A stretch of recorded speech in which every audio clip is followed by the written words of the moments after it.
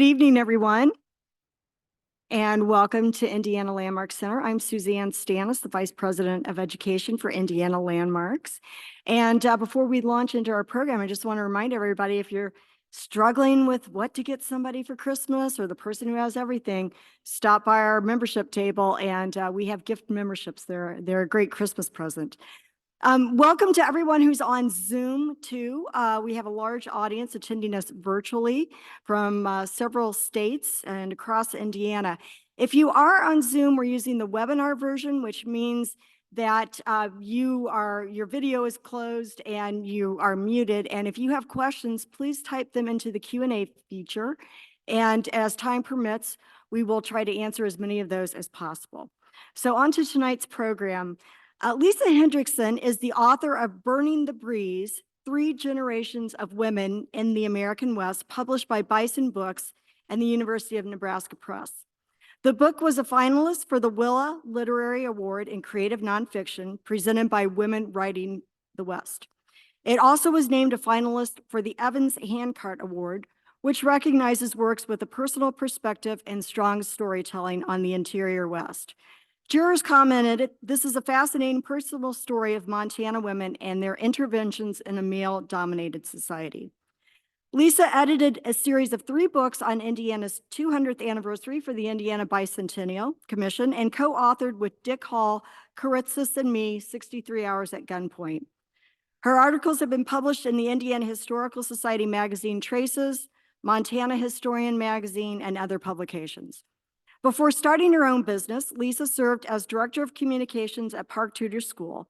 She also handled media and public relations for Ameritech Indianapolis, now AT&T, and Merchants National Corporation, now PNC, and worked as an executive producer, a producer, and State House reporter for Indianapolis Broadcast Media.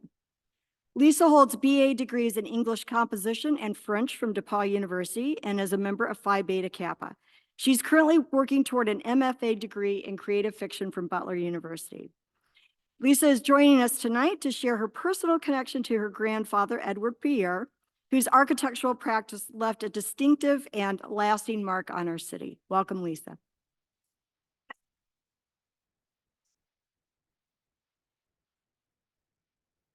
Thank you, Suzanne. Thank you, Suzanne, and thank you everyone for being here tonight. I'm just going to stash that under there so it's in my way. I appreciate you all being here. I see many faces, people I know, and thank you so much for your presence. And thank you very much to Suzanne and to Indiana Landmarks for inviting me tonight. I'm here to tell you about the Circle of Lights, and as you all know, because you're here, it's one of our city's most beloved holiday traditions. And I want to tell you about its genesis and about my grandfather, Edward Pierre, the man who gave birth to this annual event. But there's someone else who can begin telling you about how he came up with this idea, my grandfather himself. Here he is in an interview that aired on December 7th, 1958 on WIRE radio. He explains how it all began on Christmas Eve in the year 1937. Well, I was walking around the Monument Circle on Christmas Eve, as I've said, and the circle was filled with shoppers. The stores were lighted. A light could be seen through the stained glass windows of Christ Church, but the monument itself was in total darkness. I thought that was too bad to have such a situation, and I made a resolution that someday the monument should fulfill its function at Christmas time. So I grew up hearing stories from my mother, Mary Dean Pierre Hendrickson, about my grandfather, the architect. But it wasn't until I was much older that I really began to understand the impact he had on the fabric of our city, and not only during the holiday season. Here's a picture of me with him. The man I called Grandpa Ed. He passed away at the age of 80. I was barely a teenager. And in my eyes, I remember him as a kind, frail man who sketched drawings for me, loved chocolate, and smelled of bay rum cologne. Although I was aware that he had been an illustrious architect, I was too young to ask him many of the questions that I wish he were still here to answer. So as a result, I've spent many, many hours sorting through boxes of his papers, his architectural drawings, and 3 ring binders that languished in my parents' basement for many years after he died. I wanted to learn more about his vibrant career, and I want to help preserve his work, some of which has already been destroyed in the name of progress. But in addition to literally hundreds of architectural projects, most people aren't aware that he initiated the plan to decorate the Soldiers and Sailors Monument at Christmas. So after you've heard him tell the story about 1937, on the following Christmas Eve in 1938, he was again doing his last-minute traditional holiday shopping, and he again walked around the circle, and it again was in darkness.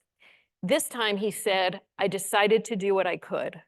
So in 1939, at the Construction League of Indianapolis's annual Christmas party, he brought a miniature nativity scene to help illustrate his proposal, and 175 people donated $1 each to develop the circle decoration project. Here's a picture of the brochure that they used for fundraising with the American Legion. So several days after that meeting, he went to the Riviera Club, where the John Holliday Post of the American Legion was holding its annual Christmas party for the orphan children of the Knightstown home. Back then, as you know, during that time, war was looming in Europe, and so the group passed a resolution to promote peace on earth, goodwill toward men, and they began raising the funds to place a life-size nativity scene at the Soldiers and Sailors Monument at Christmas time. He worked with the American Legion to create the American Legion Peace Symbol Foundation to move the project ahead. He wrote that his goal was to create a symbol of the season that would be, quote, reverently beautiful and inspiring, not crass or commercial. Now, the New York artist J. Scott Williams had painted the murals and designed the stained glass windows in the Indiana State Library, which had been designed by Pierre and his firm partner, George Wright, in 1931. Now, J. Scott Williams was in Indianapolis doing work on the State Library, and another Pierre and Wright design, Fendrick's Famous Foods, which was downtown on Illinois Street. So my father asked him to donate a sketch of a nativity scene that could be turned into a much larger version that could be used to adorn the steps of Monument Circle. And Williams did. This is what he drew. And this was in our family collection. But the best laid plans for Holiday on the Circle were soon interrupted because on December 7th, 1941, the Japanese attacked Pearl Harbor. The United States entered the war, and all work on the Circle project stopped.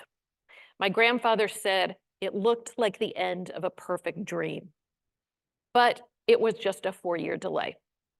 On September 11th, 1945, just 9 days after the formal Japanese surrender ended World War II, a group called the Design and Decoration Committee of the Citizens Christmas Committee met at the Columbia Club.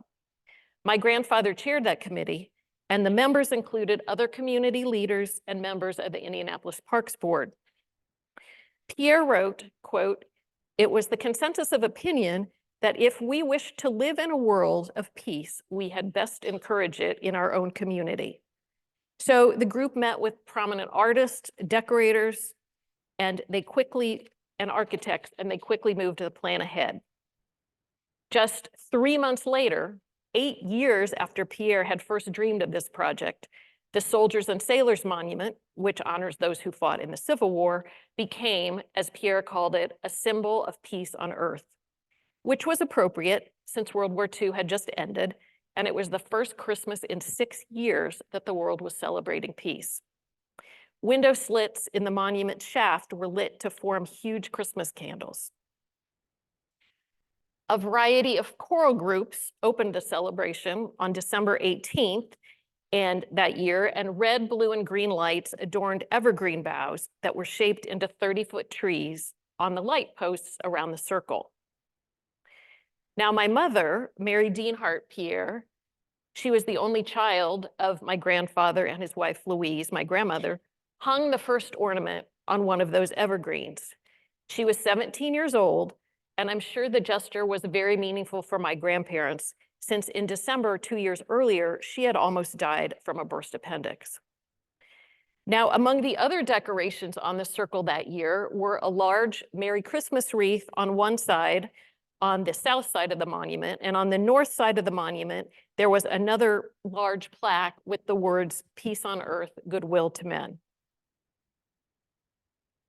That first year, there were small decorations in the basin around the base of the circle.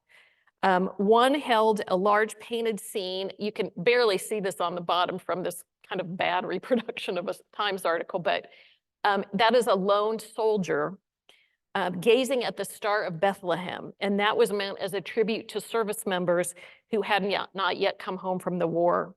And the West Basin held a very small miniature nativity scene.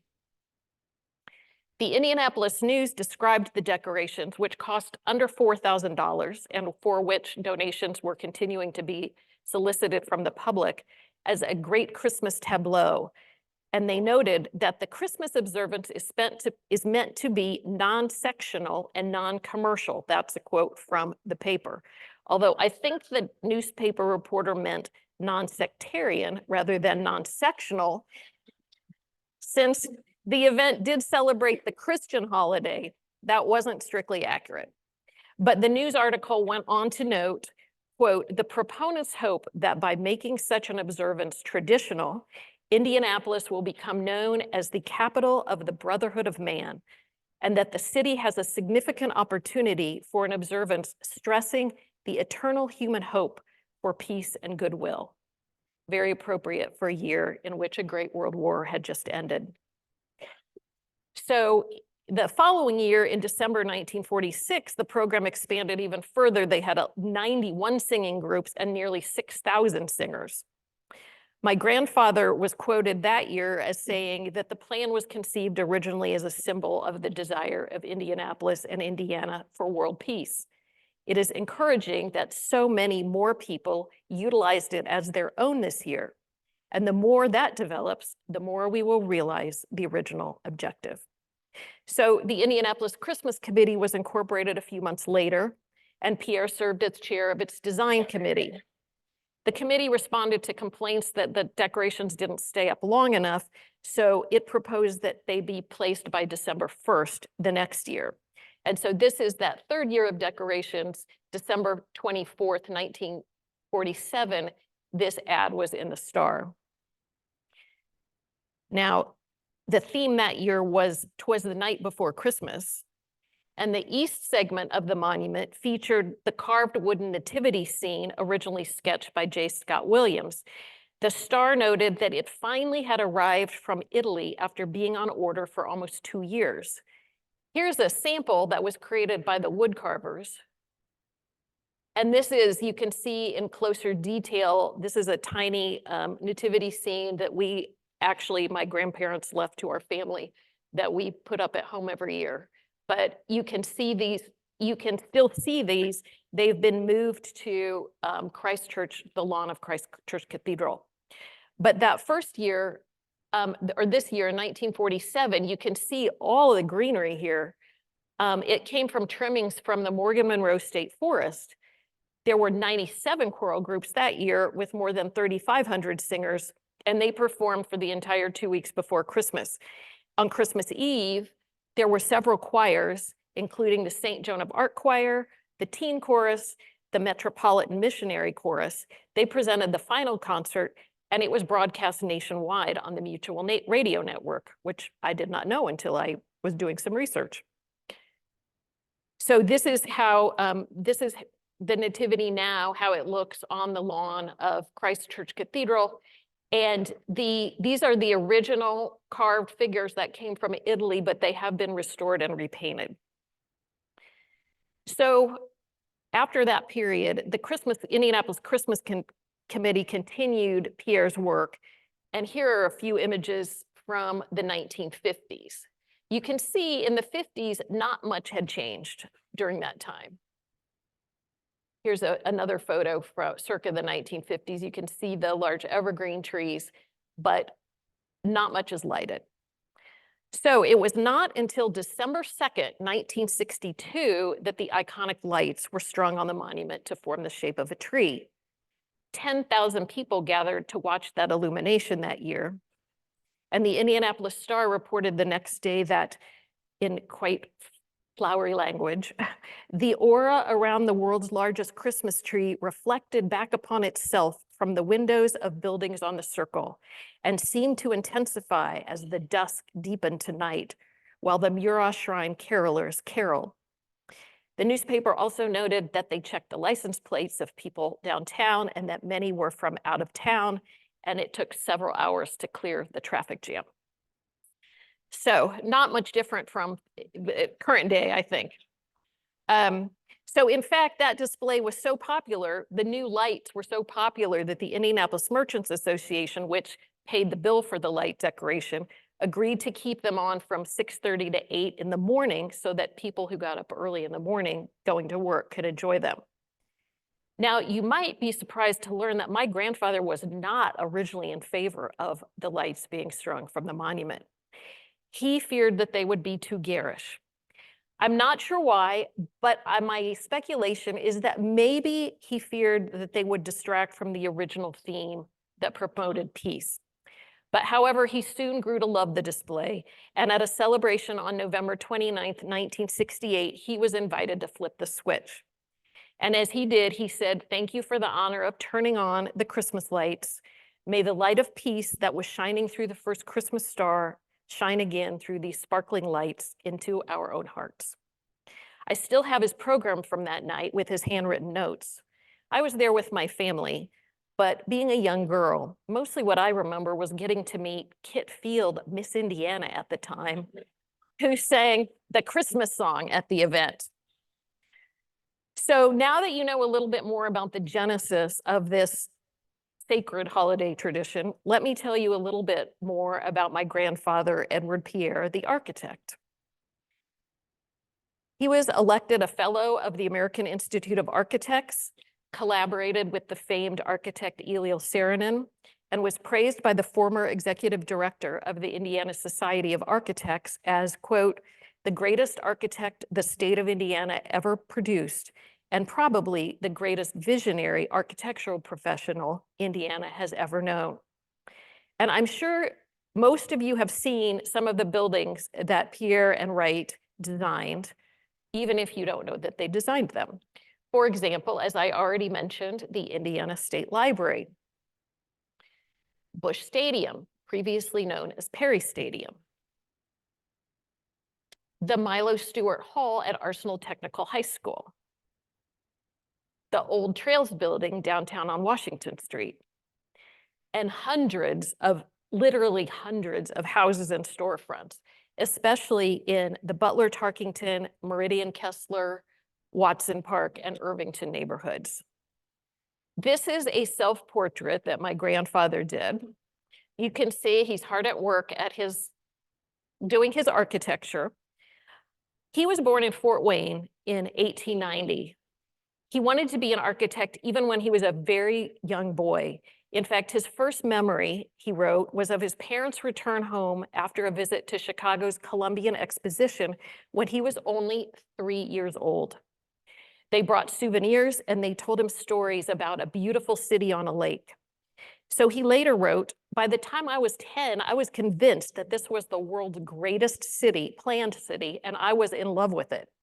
This was my dream city, and as far as I was concerned, it was designed by 2 architects, Daniel H. Burnham and Louis Sullivan." As he walked to and from grade school, he studied the houses and buildings along the way. Then he saw an advertisement for a correspondence course to learn how to become a draftsman, and he wouldn't stop talking to his parents about it until his father finally agreed to let him sign up. In a 1948 letter that he wrote to Leslie Ayres, who was an incredibly talented young illustrator and architect who worked with Pierre and Wright's firm, he wrote, "When I was 13 years old, I told a school chum I would rather be a good architect than be a millionaire."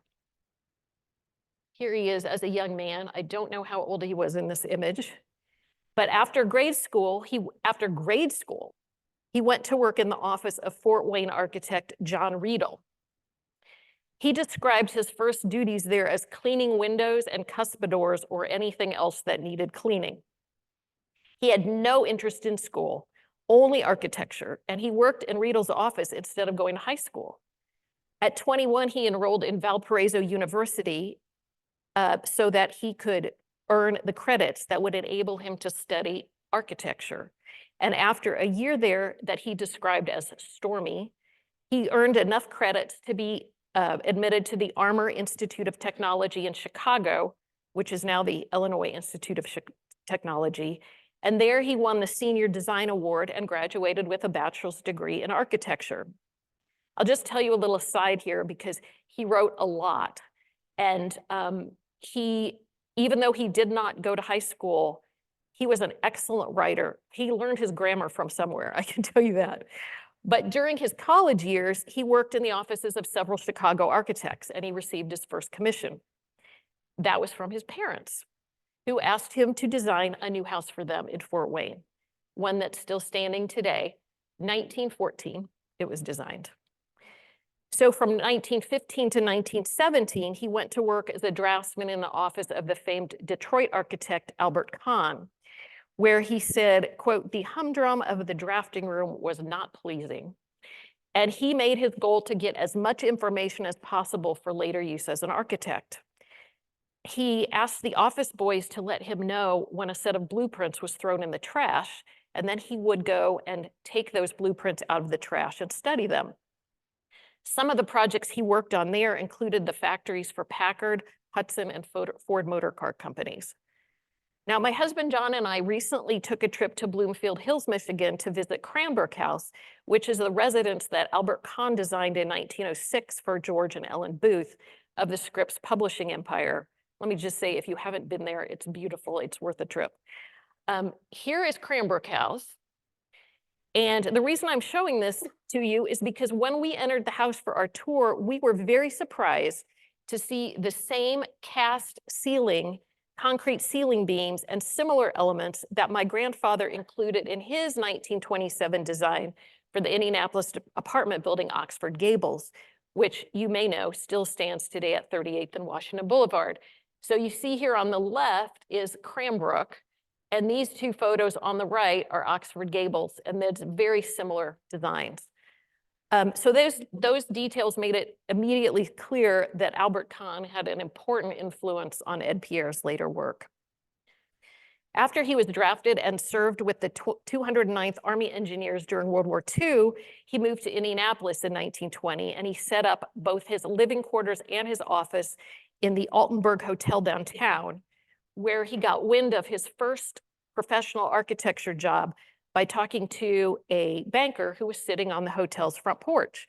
And that first project was oops, I forgot to show you Oxford Gables. There it is. It was the Farmer State Bank in St. Paul, Indiana, which he designed in 1920. You can see that this building holds landmarks or signs of his early style: the limestone arches, the columns, the stately Greek pediment. And he designed this bank in his hotel room and later wrote, "These were very hungry days. Many times I did not eat breakfast until way after supper time." His second project didn't come until an entire year later, and it was another Farmer State Bank in the equally tiny town of New Ross, Indiana. It's still there, as you can see. There were a few reasons for the length of time it took him to get a second commission. He wrote, "There was a depression on, and I was too dumb to know it." And also, and perhaps more importantly, he did not like having to sell himself. He was not a marketer. He just wanted to design buildings. So despite these drawbacks, his business did start to pick up in 1923 and 1924 when he was hired to design several houses for contractors and clients in the Meridian Kessler neighborhood of Indianapolis. Back then, architects could make a name for themselves by publishing their designs in national newspapers and magazines, because many of these had home builder sections in which they published designs and promoted architectural competitions.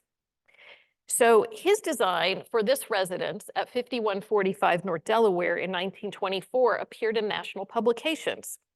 He later wrote that, quote, "This design was copied in this country 10,000 times while he starves." Interestingly, this house was commissioned by the Mr. and Mrs. Gard. The Gards, Mr. Gard would later become his brother-in-law because through this job, he met my grandmother, Louise Strassner, who would become his wife.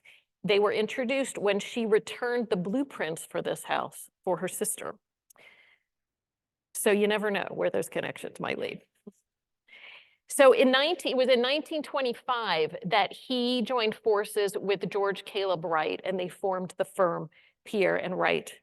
Wright had moved to Indianapolis from Chicago, and he had served there as the construction or supervised the construction of such buildings as Sears Roebuck and the American Furniture Mart, which you may know as the Merchandise Mart. And at the time, it was the world's third largest building. As they described themselves to clients, Wright brought the engineering and business background, while my grandfather brought the artistic and design talent. I just love this photo that I found in the Indiana State Library collection. You can see my grandfather, he's third from the left. He's standing there very nonchalantly holding a cigar. And Mr. Wright is on the other side of what I assume must have been the secretary. I don't know that for sure, but he's wearing the light colored suit.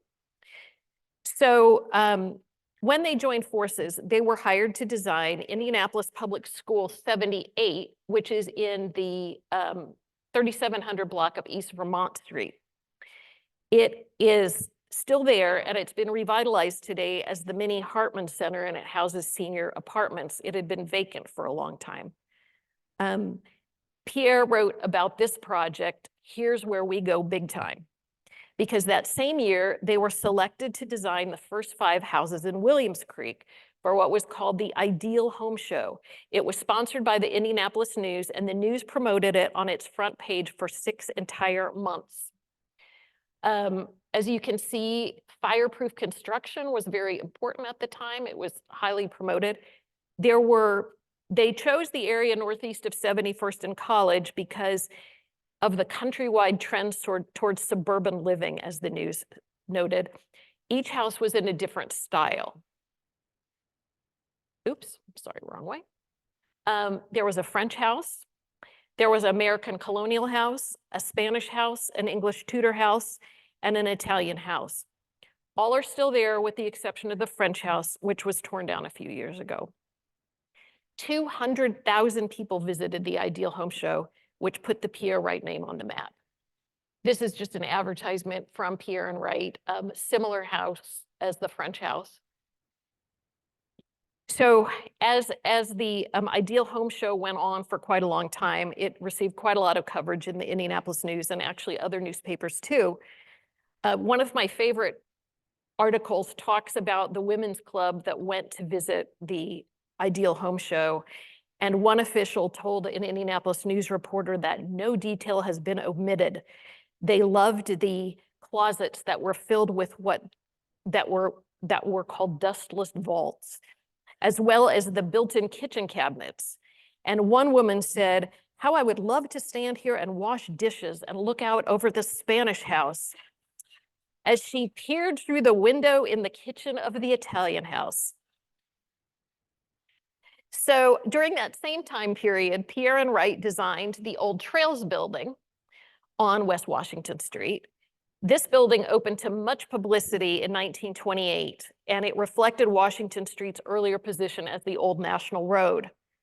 These are some details that were incorporated after my grandfather's careful study of historic Native symbols. And the building also featured what the News called the latest innovations in heating systems. In 1927, Pierre and Wright placed 4th in the Chicago Tribune Small House Competition.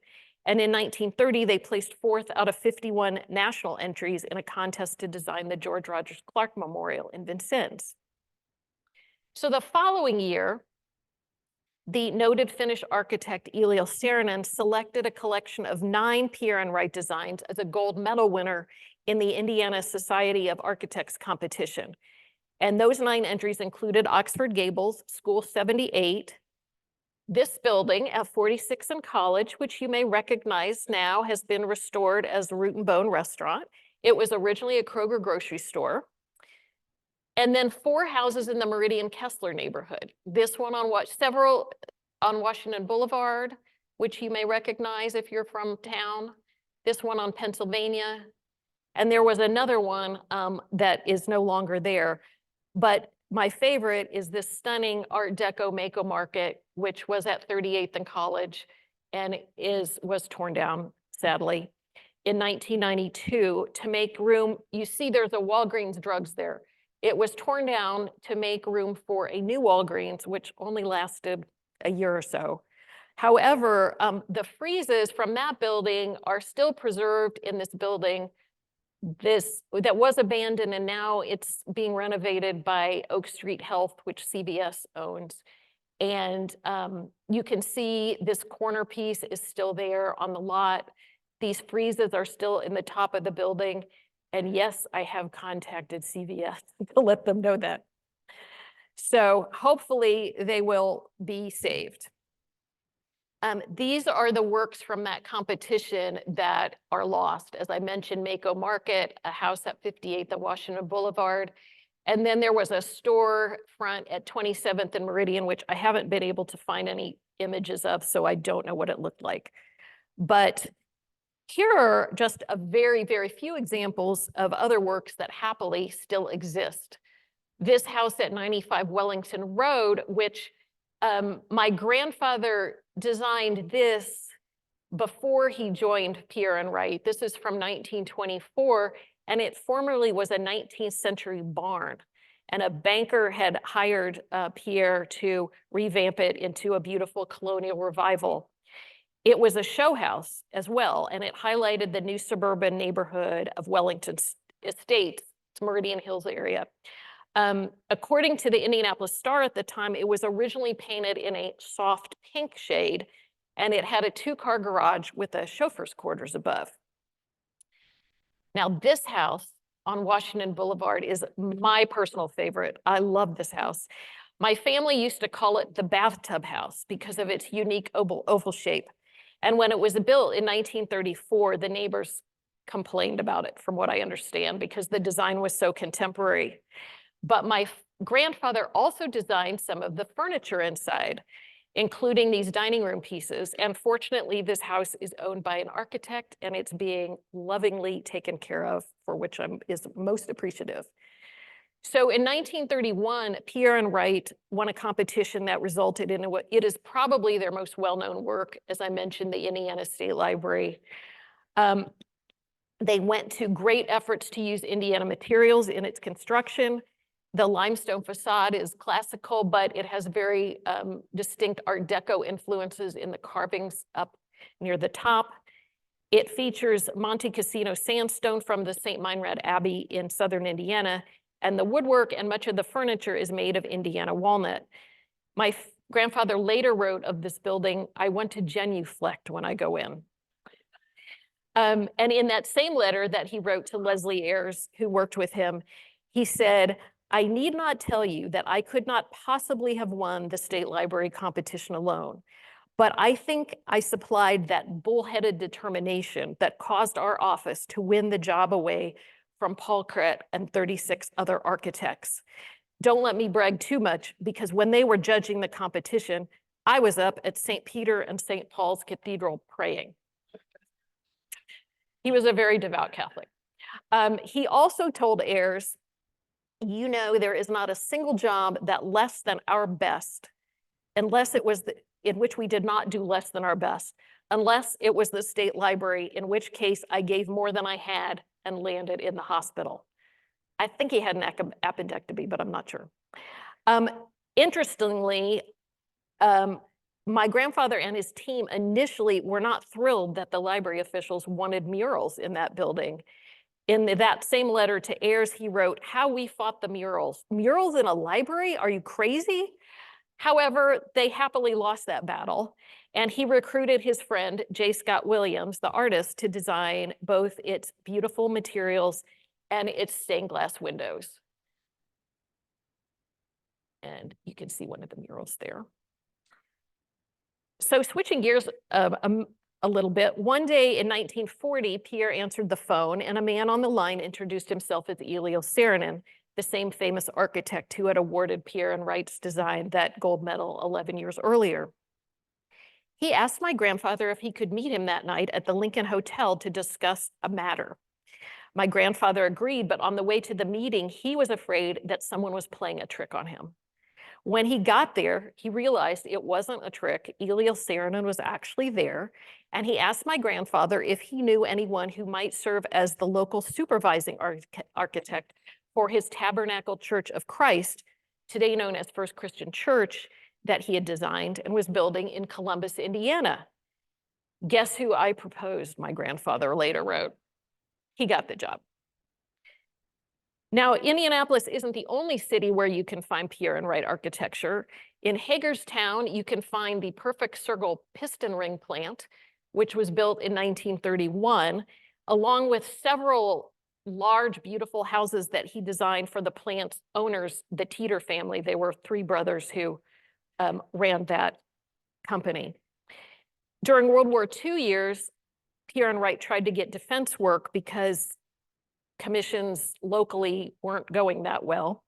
And so they renamed themselves Allied Architects and Engineers. And my grandfather requested an endorsement from Albert Kahn, who sent this letter in 1941. I won't read the whole thing, but basically he's endorsing him, saying that having in mind your work done with our firm during 1915, 16, and 17, and your experience and the results of your work since then, I don't have the slightest hesitancy in recommending you to the National Defense Board for rendering architectural and engineering services. Now, I don't know the reasons why, but I do know that Pierre and Wright's partnership dissolved in 1944. It was a time when non-military commissions were slim. Maybe they were just having difficulty getting business. I don't know the reason, but George Caleb Wright went ahead and joined the firm Vonnegut and Bone, and my grandfather started his own firm, Edward Pierre and Associates. So 2 years later, he designed something new, the first drive-in bank. He wrote, "Do your banking without leaving your car." You'll hear about this, I hope. We all have. And he was also intimately involved in the designs of the Indianapolis Home Show houses in the late 40s and early 1950s. Now, though this is the 1954 Home Show house that he designed.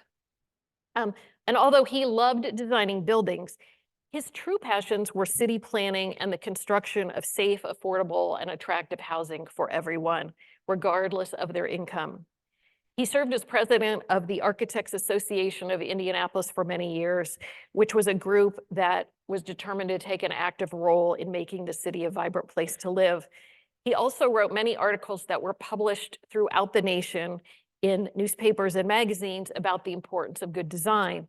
One of his essays was titled "A Bedtime Story for Little Architects."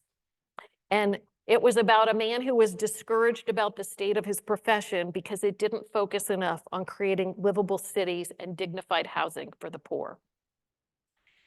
He was one of 3 local delegates who headed to the American Institute of Architects convention in Washington, D.C. in 1926 to present a paper called "The Architect and the Small House," which they believed was the most important type of building because it affected the lives of more people than any other type. 12 years later, Pierre and Wright were able to fulfill their dream by designing 17 small houses for the new Beverly Gardens development in the 800 block of Berkeley Road, which is south of Butler University. Most of those houses are still there. Many of them have been renovated. They don't look exactly the same, but if you walk through that courtyard, you will see many of those houses. In my grandfather's later years, he focused most of his efforts on city planning and beautification. He advocated for the rehabilitation of the Lockerbie Square area. He created a master plan for Indianapolis downtown parking and development. He helped rebuild the town of Coatesville after it was devastated by a tornado. And he chaired the Indiana Sesquicentennial Commission's Indiana Beautiful Committee, among many, many other projects. Our former mayor and US Senator Richard Lugar called him, quote, one of the most significant and imaginative thinkers in regard to the beauty of Indianapolis. Now, my grandfather was a self-described dreamer and an idealist, but he never cared about or paid much attention to business or finances. In fact, he never owned his own home, although he had drawn up plans for one. But as he already knew when he was 13, he was an artist at heart, and money was never his motivation. He wrote about many aspects of his life and his feelings in extensive, write down the addresses of most of his buildings. He would only list the client's name and sometimes a street name. So my family has spent countless hours searching through newspaper databases and city directories to try to sort out these puzzles. And fortunately, the archivists at the Indiana State Library and the Ball State Architectural Library have done a wonderful job of preserving his blueprints, his drawings, his scrapbooks, and models, some of which I have used in this presentation and are available online for everyone to see. Now, as I've mentioned, some of his buildings have been torn down or altered beyond recognition, but fortunately, many other structures, because of their design details, are attractive to new businesses. So this Farmer State Bank in St. Paul has been restored, and it's now an antique store and a bakery. The Sears Roebuck building on North Alabama, some of you might remember it was once covered by an ugly green veneer, has been restored to its original appearance. And then there are many Pierre and Wright gems on North College Avenue in Indianapolis. There's the two at 46th and College, the one I showed you previously, and this is now the Gallery Restaurant. There are two at 54th and College, the Jazz Kitchen and the Bulldog. The Bulldog was originally a laundromat. And then one at 62nd and College, which is the building to the immediate south of the Vogue Theater. But of course, what many would consider his greatest legacy is evident to all of us this time of year. So I thought I'd close tonight by showing you a Christmas card drawn by my grandfather, of course, as a blueprint. It's of the family house in the 4000 block of North Illinois Street. It's no longer there. And that's where my mother lived with my grandfather and my grandmother in the 1940s and 50s. If you look closely at the Christmas tree there, you'll see my grandfather and my grandmother, and then my mother upstairs in the bedroom with her little dog. So tonight, my family and I join my grandfather in wishing you very happy holidays, peace on earth, and goodwill towards men. Thank you for coming.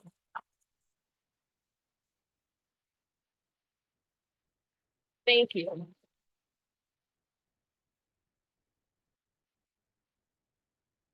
Thank you. Oops. Thank you. I will be happy to take questions, but I wanted to let you know, because Carol Street, who is the former archivist at the Ball State Architectural Library, and I are in the very beginning stages of working on a coffee table book about my grandfather. And as I mentioned, there are a lot of details that I don't know. And if any of you live in an Ed Pierre house, have lived in an Ed Pierre house, knew Ed Pierre, worked with Ed Pierre, I would be happy for you to contact me. And we also have a Facebook group, which is called The Architecture of Edward D. Pierre. You can see we post images of his works and newspaper articles. So I'd love to hear from you, and feel free to contact me. I do keep a database of all of the buildings that I know of and the addresses and locations. So if you think you might live in an Ed Pierre house or near an Ed Pierre house, contact me and I can hopefully help you sort that out. And I appreciate your time. And if anybody has any questions, I will be happy to try to answer them. Yes.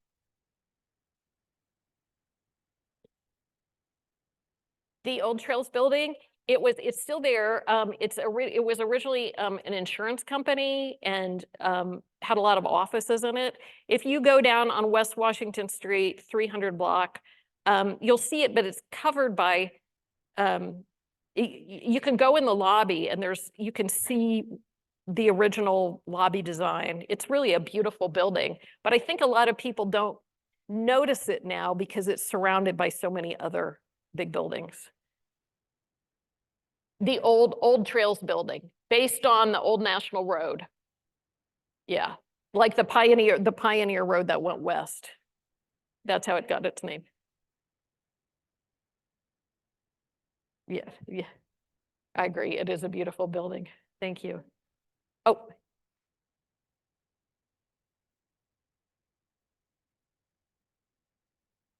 Well, he was quite active in the community. I mean, if you do a search of old newspapers, he was seemed to be involved in everything, but he was named a fellow by the American Institute of Architects.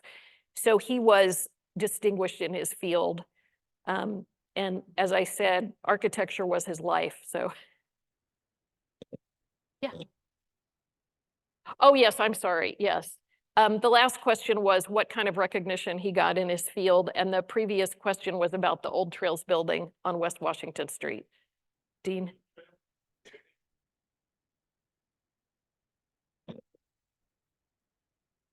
Yes, thank you. It's on the south side of Washington Street, Senate and Washington. Or yes, thank you.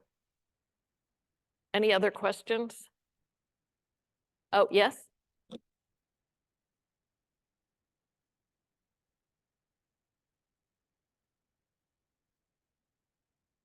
Yes, it does. Uh-huh.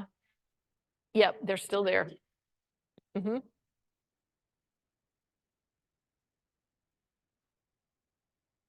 Not that I've heard of. I mean, not that I've heard of. It's definitely a building of its time, you know? Yes? Not that I know of. No, it was just the first Christian church where he was the local supervising architect. Yeah. At Tarkington Park? No, so yes, he did design the tennis pavilion at Tarkington Park, which was torn down, sadly, even though it was, many people attempted to save it. I was never in it. I do have drawings of it, but sadly it no longer exists.